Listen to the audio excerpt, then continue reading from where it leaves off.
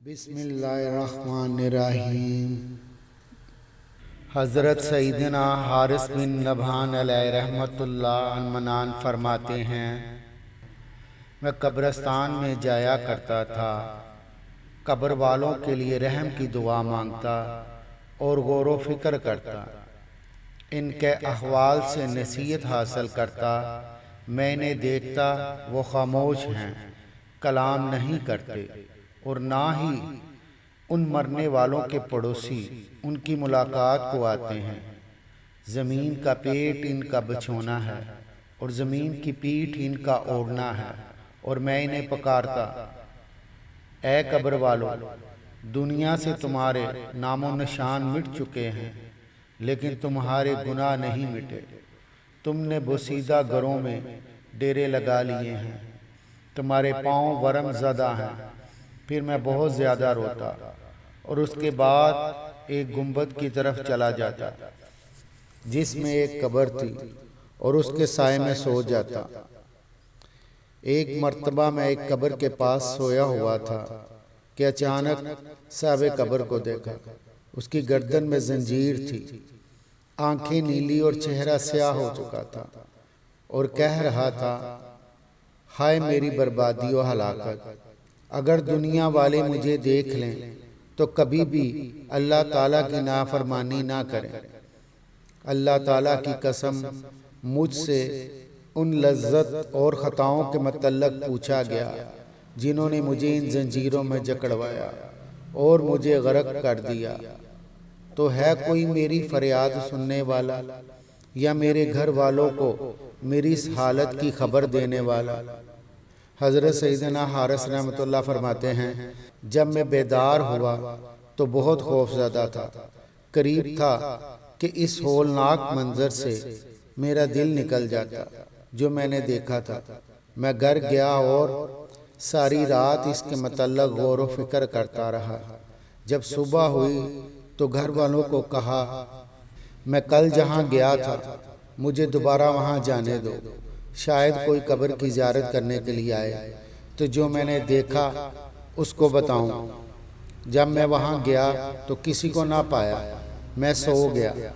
میں نے پھر دیکھا کہ قبر والے کو چہرے کے بل گھسیٹا جا رہا ہے اور وہ کہہ رہا ہے، ہائے ہلاکت! دنیا میں میرے اعمال برے اور عمر طویل تھی، مجھ پر اللہ تعالیٰ سخت ناراض ہیں۔ اگر اللہ تعالیٰ نے مجھ پر رحم نہ کیا اور مجھے عذاب سے نہ بچایا تو میرے لیے ہلاکت و بربادی ہے۔ جب میں بیدار ہوا تو اس آنکھوں دیکھے عبرتناک واقعے کی وجہ سے خوف زدہ تھا۔ بہرحال میں گھر واپس آ گیا اور رات بسر کی۔ جب صبح ہوئی تو میں پھر قبر کے پاس چلا گیا کہ شاید کوئی قبر کی زیارت کے لیے آیا ہو تو میں اس کو یہ سارا واقعہ سناؤں، لیکن میں نے قبر کی زیارت کرنے والے کسی شخص کو نہ پایا۔ مجھے نیند آ گئی۔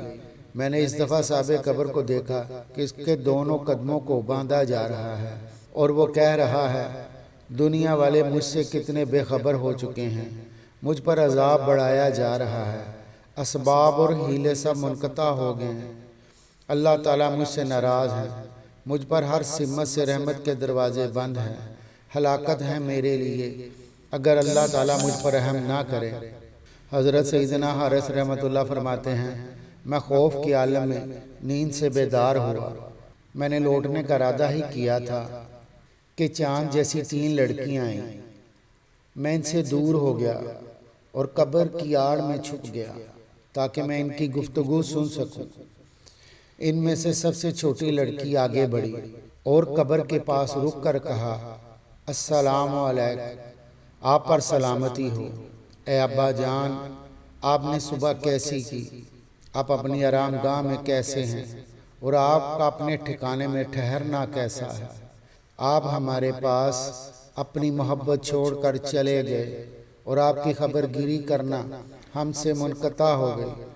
آپ پر ہمیں بہت زیادہ غم ہے اور آپ سے ملنے کا بہت شوق۔ پھر وہ بہت زیادہ روئی۔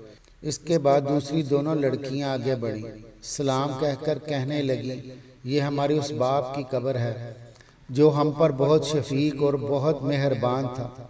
اللہ تعالیٰ آپ کو اپنی رحمت سے خوش رکھیں، آپ کو اپنے عذاب کے شر اور سزا سے بچائیں۔ اے ابا جان، ہمیں آپ کے بعد ایسی تکلیف اور غم لاحق ہوئے کہ اگر آپ انہیں دیکھ لیتے تو غمگین ہو جاتے، اور اگر آپ ان سے آگاہ ہو جاتے تو وہ آپ کو رنجیدہ خاطر کر دیتے۔ مردوں نے ہمارے چہروں کو بے پردہ کر دیا جنہیں آپ ڈھانپا کرتے تھے۔ حضرت سیدنا حارث رحمۃ اللہ تعالی علیہ فرماتے ہیں، ان کی یہ باتیں سن کر مجھے رونا آ گیا۔ پھر میں تیزی سے ان کے پاس گیا اور سلام کرنے کے بعد کہا، اے لڑکیوں، بے شک بعض اوقات اعمال قبول کیے جاتے ہیں اور بعض اوقات رد کر دیے جاتے ہیں۔ میں اس قبر میں رہنے والے تمہارے باپ کے اعمال کو دیکھ کر دکھ میں مبتلا ہو گیا ہوں، اور برے اعمال کے سبب اس کی عبرتناک حالت نے مجھے مزید غمزدہ کر دیا ہے۔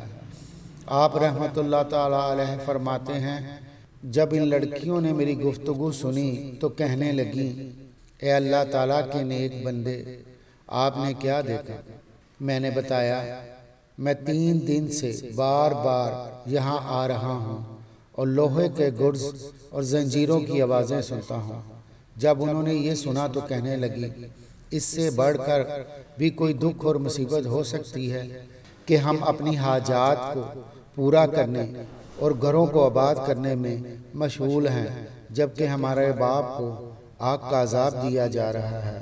اللہ تعالیٰ کی قسم، ہمیں چین آئے گا نہ نیند اور نہ ہی صبر، یہاں تک کہ ہم اللہ تعالیٰ کی بارگاہ میں گریہ وزاری کریں گے۔ شاید وہ ہمارے باپ کو آگ سے آزاد کر دے۔ پھر وہ اپنی چادروں میں گرتی پڑتی چلی گئیں۔ حضرت سیدنا حارث رحمۃ اللہ تعالی علیہ فرماتے ہیں، میں گھر لوٹا اور رات گزاری۔ جب صبح ہوئی تو میں پھر قبر کے پاس چلا گیا اور اسی شخص کے قبر کے پاس بیٹھ کر اس کے حال کے متعلق غور و فکر کرنے لگا کہ اچانک مجھ پر نیند کا غلبہ ہوا اور میں سو گیا۔ میں نے قبر والے کو حسین و جمیل صورت میں دیکھا۔ اس کے پاؤں میں سونے کے جوتے ہیں اور اس کے پاس خدام و غلام ہیں۔ آپ رحمۃ اللہ تعالی علیہ فرماتے ہیں، میں نے اس کو سلام کیا اور کہا، اللہ تعالیٰ آپ پر رحم کرے، آپ کون ہیں؟ اس نے جواب دیا، میں وہی شخص ہوں جس کے معاملے کو دیکھ کر آپ غمگین ہو گئے تھے۔ اللہ تعالیٰ آپ کو جزائے خیر عطا فرمائے، آمین۔ اور میں نے پوچھا، آپ کا یہ حال کیسے ہوا؟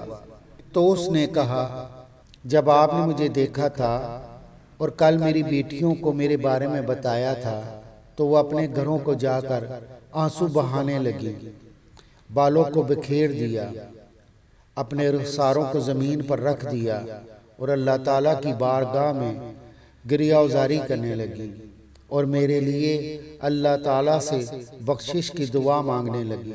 تو اللہ تعالیٰ نے میرے گناہوں کی بخشش فرما کر مجھے آگ سے آزاد کر دیا اور مجھے دلوں کے چین سرور کونین صلی اللہ علیہ وسلم کا پڑوس عطا فرمایا۔ جب آپ میری بیٹیوں سے ملیں تو ان کو میری اس حالت کے متعلق بتا دیں تاکہ وہ غمگین نہ ہو۔ ان کو بتائیں کہ میں باغات و مخلات، خور و غلماء، مشک و کفور، فرح و سرور میں ہوں، اور یہ بھی بتا دیں کہ اللہ تعالیٰ نے مجھے معاف فرما دیا ہے۔ حضرت سیدنا حارث رحمۃ اللہ تعالیٰ علیہ فرماتے ہیں، پس جب میں بیدار ہوا تو اس منظر سے بہت خوش تھا۔ گھر واپس آیا، رات گزری، جب صبح ہوئی تو پھر قبرستان چل پڑا۔ وہاں پہنچا تو کیا دیکھتا ہوں کہ وہ لڑکیاں ننگے پاؤں موجود ہیں اور ان کے اوپر غم کے آثار نمایاں ہیں۔ میں نے ان کو سلام کیا اور کہا، تمہیں مبارک ہو، میں نے تمہارے باپ کو بہت بڑی بلائی اور وسیع ملک میں دیکھا ہے، اور تمہارے باپ نے مجھے بتایا ہے کہ اللہ تعالیٰ نے تمہاری دعا قبول فرمائی اور تمہاری کوششوں کو رد نہیں کیا، اور اللہ تعالیٰ نے تمہاری خاطر تمہارے باپ کو بخش دیا ہے، لہٰذا تم اس کی حقدار ہو کہ اس کا شکریہ ادا کرو۔ یہ سنتے ہی ان میں سے سب سے چھوٹی لڑکی نے دعا شروع کر دی، اے اللہ تعالیٰ، اے دلوں کو خوش کرنے والے، عیبوں کو چھپانے والے، ہمارے غموں کو دور کرنے والے، گناہوں کو بخشنے والے، عیبوں کے جاننے والے، تو میری حاجت کو اس طرح جانتا ہے جس طرح تنہائی میں میرے گناہوں سے معافی مانگنے کو جانتا ہے۔ تو میرے ارادے، میری نیت اور دل کو بہتر جانتا ہے۔ تو ہی میرا مالک و مولا ہے، میری پکڑ فرمانے والی ذات بھی تیری ہے، میری مصیبتوں کا حاجت رواں بھی تو ہی ہے، میری لرزشوں کو مٹانے والا اور میری دعاؤں کو قبول فرمانے والا بھی تو ہی ہے۔ اگر میں اپنی اطاعت میں کوئی کوتاہی کروں اور تیرے منع کردہ کاموں کا ارتکاب کر بیٹھوں تو اپنا فضل و کرم کرتے ہوئے مجھے محفوظ رکھ اور میری پردہ پوشی فرما۔ اے سب سے بڑے کریم، اے مانگنے والوں کی آخری امید اور روز جزا کے مالک، تو اچھی طرح جانتا ہے جو میں اپنے دل میں چھپائے ہوئے ہوں۔ اگر تو نے محض اپنے فضل و کرم سے میری حاجت کو قبول فرمایا ہے اور میرے باپ کے حق میں میری شفاعت کو قبول فرما لیا ہے تو میری روح بھی قبض فرما لے کہ تو ہر چاہے پر قادر ہے۔ پھر اس نے ایک زوردار چیخ ماری اور اپنے خالق حقیقی سے جا ملی۔ پھر دوسری آگے بڑھی، اس نے بھی بلند آواز سے پکارا، اے اللہ تعالیٰ، اے گردنوں کو آگ کے عذاب سے آزاد کرنے والے، میری مصیبت بھی دور کر دے، میرے دل سے تمام شکوک و شبہات مٹا دے۔ اے وہ ذات جس نے مجھے سہارا دیا جب میں لڑکھڑا گئی اور میری رہنمائی فرمائی جب میں حیرانی کے عالم میں سرگرداں تھی اور مصیبت و تنگ دستی کے وقت میری دستگیری فرمائی۔ اگر تو نے میری دعا کو قبول فرما لیا ہے اور میری حاجت پوری کر دی ہے اور میرے دل کو اپنے ذکر سے آباد کر دیا ہے تو مجھے بھی میری بہن سے ملا دے۔ اس نے بھی ایک زوردار چیخ ماری اور اپنی جان آفرین کے سپرد کر دی۔ پھر تیسری آگے بڑھی، اس نے بھی بلند آواز سے دعا کی، اے اللہ تعالیٰ، تو ہر ایک کی خاموشی اور گفتگو کو جاننے والا ہے اور تو ہی فضل عظیم کا مالک ہے۔